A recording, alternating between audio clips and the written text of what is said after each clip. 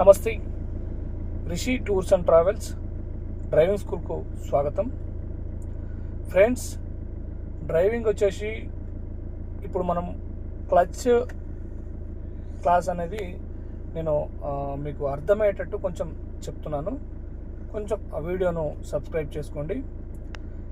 Actually driving చేసేటప్పుడు manual vehicle వచ్చేసి మాన్యువల్లో మనకు క్లచ్ వెహికల్ వచ్చేసి చాలామంది ఇప్పుడు ఈ లెఫ్ట్ సైడ్ ఉంది కదా, ఇది అన్ని క్లచ్ అనమాట. ఇది ఓకేనా.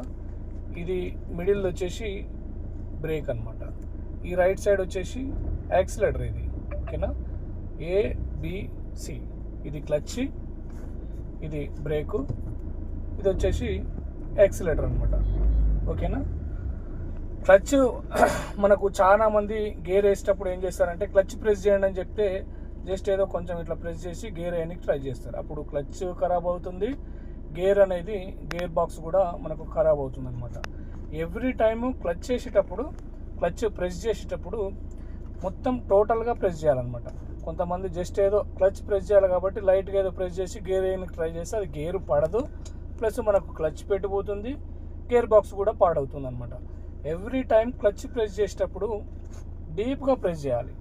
మొత్తం చూసారా, నేను మొత్తం ప్రెస్ చేశాను, రిలీజ్ చేశాను చూడండి.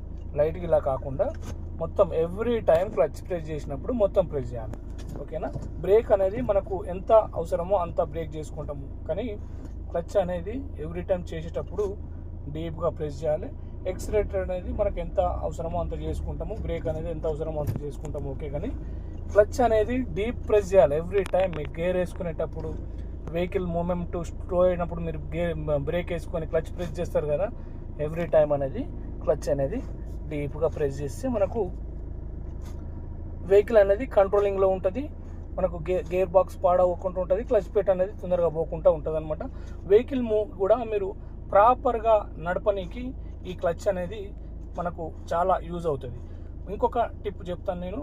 మీరు ఈ క్లచ్, బ్రేకు, యాక్సిలేటర్ మీకు తొందరగా అర్థం కావాలనంటే మీరు చెప్పులు రిమూవ్ చేసి, ఫస్ట్ లెర్నింగ్ స్టేజ్లో ఉన్న వాళ్ళకి చెప్తున్నాను, చెప్పులు రిమూవ్ చేసి మీరు ఈ క్లచ్ అండ్ బ్రేకు, యాక్సిలేటర్ అనేది ట్రై చేయండి. చాలా ఈజీగా అర్థమవుతుంది. అంటే తర్వాత మీరు కొంచెం పర్ఫెక్ట్ అయిన తర్వాత మీరు షూస్ కానీ చెప్పులు కానీ వేసుకొని నడిపినా కానీ ప్రాబ్లం లేదు.